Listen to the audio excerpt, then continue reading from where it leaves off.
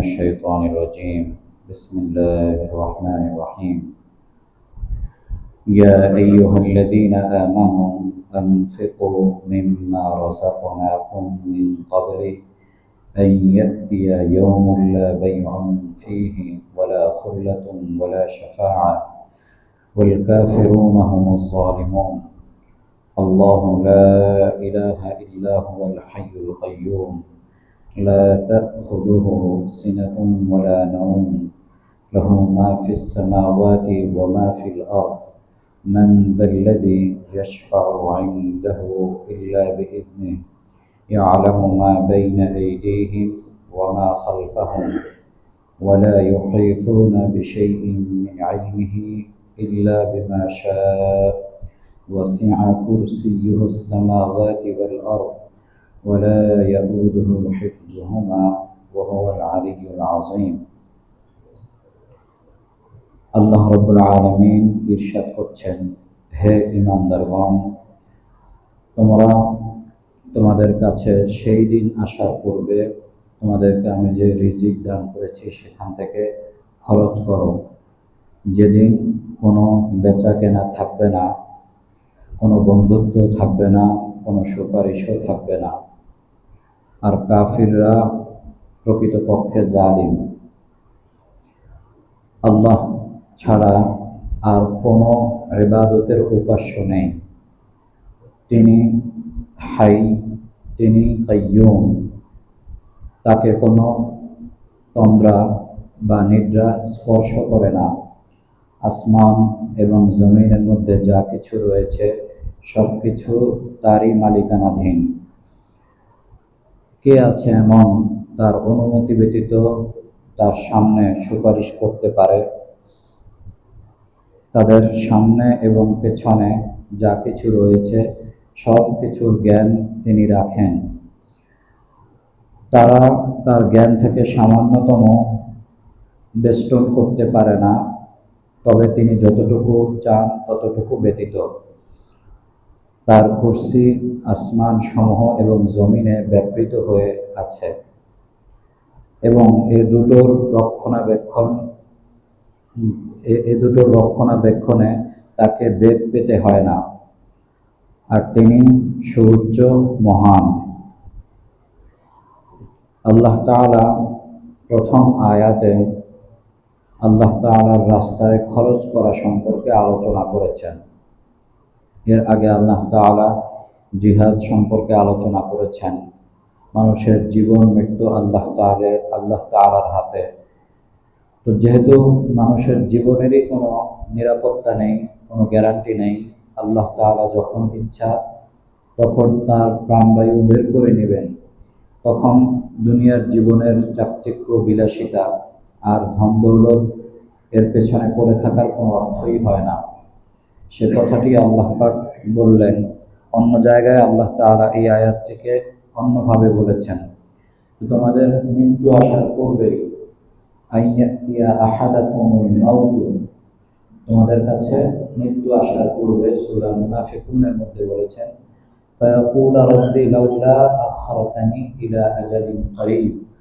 তখন বলবে যে, হায় আমাদের রব, যদি আমাদেরকে সামান্য কিছু সময় অবকাশ দিতেন তাহলে আমরা নেক কাজ করে আসতাম, আমরা সমস্ত সম্পত্তি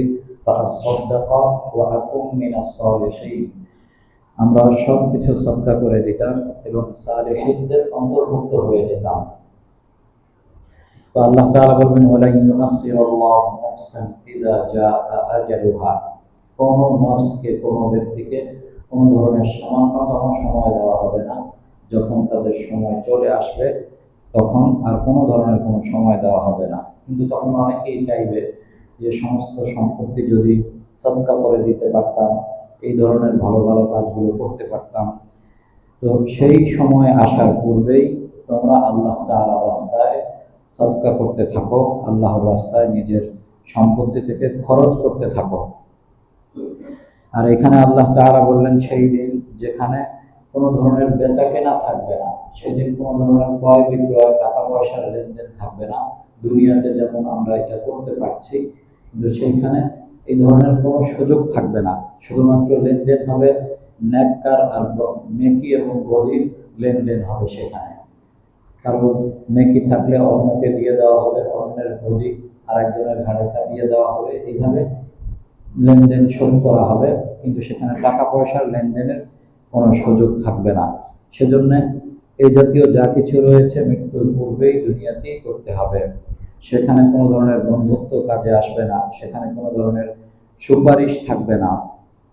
সুপারিশ বলতে সুপারিশ থাকবে, কিন্তু যেই ধরনের সুপারিশ আমরা আশা করি, একে অপরকে সুপারিশ করা হয় এবং মামলা মোকদ্দমা থেকে খারিজ করে নিয়ে আসা হয়, দুনিয়াতে যেইগুলো চলে এই ধরনের কোনো সুপারিশ সেখানে কার্যকর হবে না। এই বিষয়গুলো আল্লাহ পাক মানুষকে স্মরণ করিয়ে দিয়ে তার সম্পত্তি খরচের ব্যাপারে উৎসাহ প্রদান করছেন। এরপরে আল্লাহ তাআলা আয়াতুল কুরসি নাজিল করেছেন, যে আয়াতটি কুরআনুল কারীমের আয়াতসমূহের মধ্যে সবচেয়ে মর্যাদা সম্পন্ন, সবচেয়ে সম্মানিত একটি আয়াত। হযরত উবাই ইবনে কাআব রাদিয়াল্লাহু তাআলা আনহুকে রাসূলুল্লাহ সাল্লাল্লাহু আলাইহি ওয়াসাল্লাম একদিন জিজ্ঞেস করলেন যে, হে আবুল মনজর, কুরআন কারীমের মধ্যে সবচেয়ে মর্যাদা সম্পন্ন সবচেয়ে বড় আয়াত কোনটি? তিনি বললেন, আমার দৃষ্টিতে আয়াতুল কুরসি। এই আয়াতটি আল্লাহ তাআলার সমস্ত গুরুত্বপূর্ণ মাহাত্ম্য মর্যাদা সম্পন্ন যত আল্লাহ তাআলার গুণাবলী রয়েছে, সেই গুণাবলীর সমন্বয় ঘটেছে এই আয়াতের মধ্যে। অত্যন্ত সংক্ষিপ্ত কিন্তু সারগর্ভ, সারমর্ম, সার নির্যাসপূর্ণ আয়াত হচ্ছে এই আয়াতটি। প্রত্যেকটির ব্যাখ্যা অত্যন্ত ব্যাপক। প্রতিটি বাক্য 10টি বাক্য রয়েছে। প্রতিটি বাক্য যদি সারা রাত করা হয়ে থাকে তাহলে 10 রাত্র চলে যাবে, এর ব্যাখ্যা করা শেষ হবে না। তাহলে অত্যন্ত সারমর্ম এবং সার নির্যাস সমৃদ্ধ আল্লাহ তাআলার গুণাবলী এই আয়াতগুলো। এমন কোনো আয়াত কোরআনুল কারীমে আর নেই যেই আয়াতটির মধ্যে এত সংক্ষেপে অথচ অত্যন্ত ব্যাপক এরকম আর দ্বিতীয় কোনো আয়াত নাই। সেই কারণে কেউ কেউ এটাকে ইসমে আজমও বলেছেন। ইসমে আজম, যেই আল ইসমুল আজম, অর্থাৎ আল্লাহ তাআলার সর্বোচ্চ নাম, আল্লাহ তাআলার সর্বোচ্চ নাম, যে নামের মধ্যে আল্লাহ তাআলার সকল গুণাবলী পাওয়া যায়। তো এই আয়াতের মাধ্যমে মানুষ অনেক উপকৃত হয়েছে। ইসমুল আজম তো এমনি এমনি এর নাম হয়নি, এর মাধ্যমে আল্লাহ তাআলা মানুষকে অনেক উপকারিতা দান করেছেন। যদি কেউ এই আয়াত রাত্রিতে তেলাওয়াত করে, এই রাত্রিতে ঘুমানোর পূর্বে, তাহলে সারা রাত আল্লাহ তাআলা তাকে বিভিন্ন দুষ্ট প্রকৃতির জিন এই জাতীয় যা রয়েছে এগুলো থেকে হেফাজত করবেন। হাদিসের মধ্যে রয়েছে, যদি কেউ আয়াতুল কুরসি পাঠ করে বিশ্রাম গ্রহণ করে, তাহলে এর সাথে নিযুক্ত একজন ফেরেশতা রয়েছে, আল্লাহ পাক সেই ফেরেশতার মাধ্যমে ওই ব্যক্তিকে হেফাজত করবেন। কত বড় ফজিলতপূর্ণ বিষয়! 5 ওয়াক্ত নামাজের, ফরজ নামাজের পরে যদি এই আয়াত কেউ তেলাওয়াত করে, তাহলে তার মধ্যে এবং জান্নাতের মধ্যে দূরত্ব থাকবে শুধুমাত্র মৃত্যুবরণ করার সাথে সাথে আল্লাহ পাক তার জন্য জান্নাত নির্ধারণ করে দিবেন। এই জন্য এই আয়াতের অনেক ফজিলত হাদিসের কিতাবে রয়েছে, যেগুলো আপনারা অনেকেই জানেন। তো এই জন্য এই আয়াতের মর্যাদা, প্রতিটি যে বাক্য রয়েছে, প্রত্যেকটি বাক্য যদি আমরা লক্ষ্য করি তাহলে আমরা দেখতে পাই যে প্রত্যেকটি বাক্যের মধ্যে আল্লাহ তাআলা কি বলেছেন। আল্লাহু লা ইলাহা ইল্লাহু, আল্লাহ তাআলা সেই সত্তা যিনি ছাড়া আর কোনো ইলাহ নেই। ইবাদতের উপযুক্ততা, কারো পক্ষে ইবাদত করা, কারো পূজা করা, এটা একমাত্র আল্লাহ তাআলা ছাড়া আর এমন কোনো সত্তা নেই যার করা যেতে পারে। যুক্তিসঙ্গতভাবেই তিনিই এমন সত্তা যার ইবাদত করা যেতে পারে। পৃথিবীতে আর দ্বিতীয় কোনো সত্তা নেই যার ইবাদত, যিনি ইবাদত পাওয়ার উপযুক্ত। যৌক্তিকভাবে অন্য কেউই নাই যিনি ইবাদত পাওয়ার উপযুক্ত। একমাত্র আল্লাহ তাআলাই হচ্ছেন ইবাদত পাওয়ার উপযুক্ত। সে কারণেই আল্লাহ তাআলা নিজের ব্যাপারে বললেন যে তিনি ছাড়া ইবাদতের উপাস্য, তিনি ছাড়া ইলাহ আর কেউই নাই। এরপরে এই কথার সপক্ষে, এই দাবির সপক্ষে আল্লাহ পাক আবার নিজের প্রশংসামূলক প্রমাণ দেওয়া শুরু করেছেন। তিনি হচ্ছেন হাই, আল হাই আল কাইয়ুম।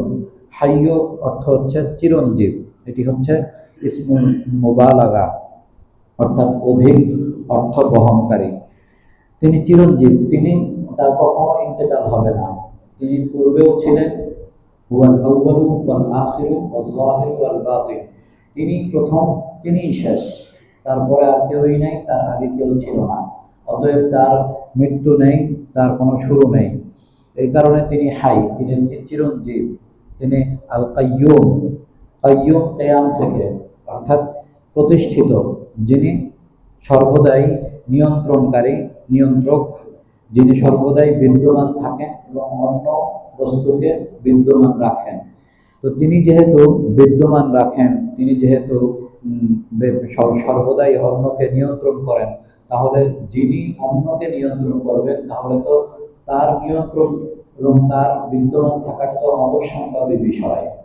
সে কারণে তিনি হচ্ছেন কাইয়ুম। তিনি কায়েম নন, কায়েম মানে প্রতিষ্ঠিত, বিদ্যমান, আর তিনি হচ্ছেন কাইয়ুম, ইসমুল মুবালাগা, অধিক অর্থ বহনকারী, যিনি নিজেও বিদ্যমান এবং অপরকে বিদ্যমানকারী। আর কেন তিনি বিদ্যমানকারী, কেন তিনি অন্যের নিয়ন্ত্রক? কারণ তার কখনো নিদ্রাও পায় না, তাকে কখনো তাকে কখনো তন্দ্রাও স্পর্শ করে না। নিদ্রা তো দূরের কথা, যাকে কখনো তন্দ্রাও স্পর্শ করে না।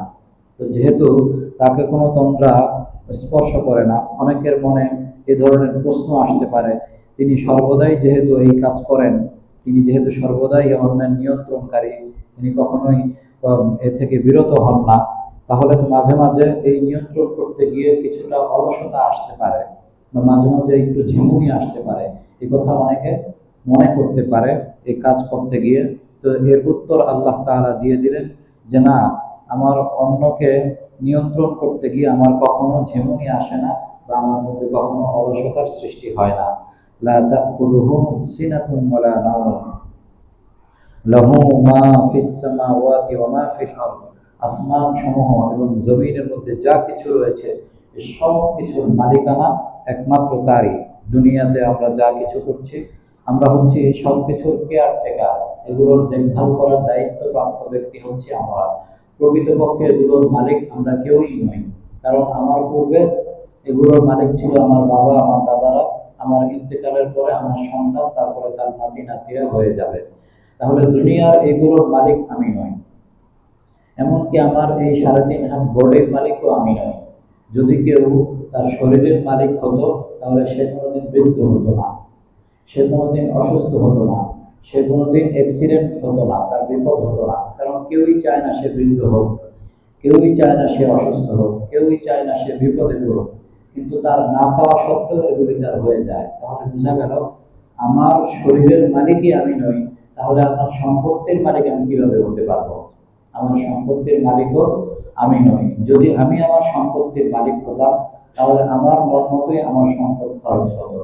কিন্তু আমরা যদি একটু চিন্তা করি, তাহলে দেখতে পাই আমার মন মতো খরচ হয় না। ডাক্তারের পকেটে কেউ পয়সা দিতে চায় না, কিন্তু ডাক্তারের পকেটে পয়সা চলে যায়। মামলা মোকদ্দমা কেউ খরচ করতে চায় না, কিন্তু সেখানে খরচ হয়ে যায়। তাহলে চিন্তা করে দেখুন, আপনার অনিচ্ছা সত্ত্বেও বাধ্যতামূলক আপনি কত সম্পত্তি খরচ করে যাচ্ছেন।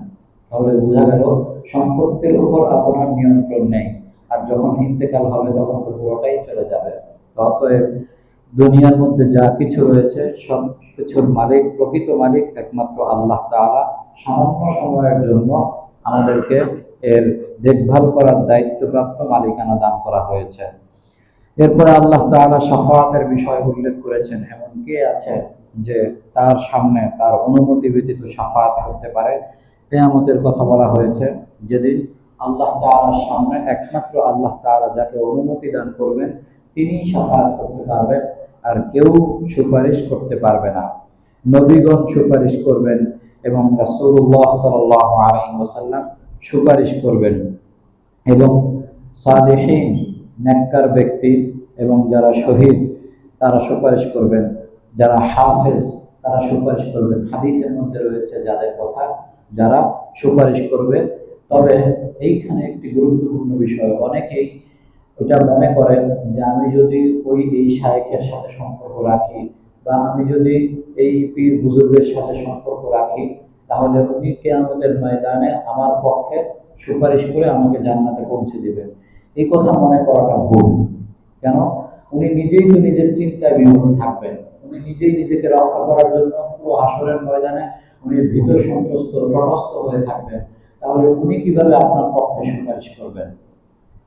আল্লাহ তাআলা যাকে এই দায়িত্ব দিবেন সেই একমাত্র সুপারিশ করতে পারবে। কাকে দিবেন সেটা একমাত্র আল্লাহ তাআলা জানেন। যদি ওই ধরনের শহীদ হয়ে থাকে, ওই ধরনের হাফেজ হয়ে থাকে, ওই ধরনের নেককার ব্যক্তি হয়ে থাকে, যে ধরনের নেককার ব্যক্তি আল্লাহ তাআলার কাছে কাম্য, তাহলে তাকেই আল্লাহ তাআলা সুপারিশের অনুমতি দিবেন।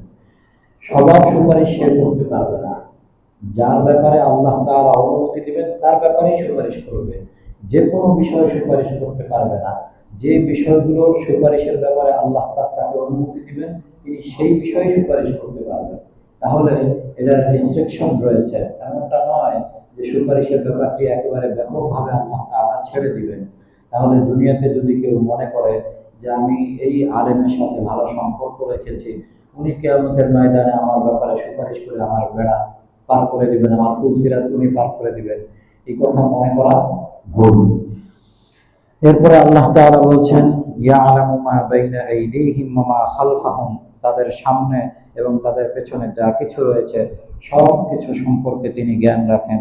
কোনো কিছুই তার কাছে গোপন নয়, কারণ বর্তমান ভবিষ্যৎ সবকিছুই তার কাছে বর্তমান। তার কাছে কোনো কিছুই ভবিষ্যৎ নেই, তার কাছে কোনো কিছুই অতীত নেই। আল্লাহ তাআলার কাছে অতীত ভবিষ্যৎ সবকিছুই বর্তমান।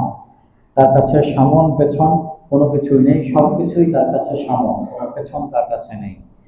ওয়ালা ইউহিতুনা বিশাইইন মিন ইলমিহি ইল্লা বিমা শাআ, তারা আল্লাহ তাআলার ইলম থেকে কোনো কিছুই বেষ্টন করতে পারে না, কোনো কিছুকেই তারা গ্রহণ করতে পারে না, তবে তিনি যতটুকু চান, আল্লাহ তাআলা যতটুকু আমাদেরকে ইলম দান করেছেন ততটুকুই একমাত্র আমরা জানি। এর বাইরে আল্লাহ তাআলার আরো অসংখ্য জ্ঞান রয়েছে, যে জ্ঞানের কোনো কিছুই আমরা জানি না, আমাদের পক্ষে জানা সম্ভব নয়। এরপরে ওয়াসিআ কুরসিয়ুহুস সামাওয়াতি ওয়াল আরদ, আল্লাহ তাআলার কুরসি আসমান জমিনে ব্যাপৃত হয়ে আছে। আল্লাহ তাআলার কুরসি কত বড়, রাসূলুল্লাহ সাল্লাল্লাহু আলাইহি ওয়াসাল্লামের একটি হাদিসের মধ্যে তিনি উল্লেখ করেছেন যে 7 আসমান আল্লাহ তাআলার কুরসির কাছে একটি আংটির মতো। 7 আসমানের সামনে, অর্থাৎ একটি ময়দানের মধ্যে একটি আংটি রেখে দিলে যেমন দেখা যাবে, এই 7 আসমান কুরসির সামনে রাখলে তেমনটাই দেখা যাবে।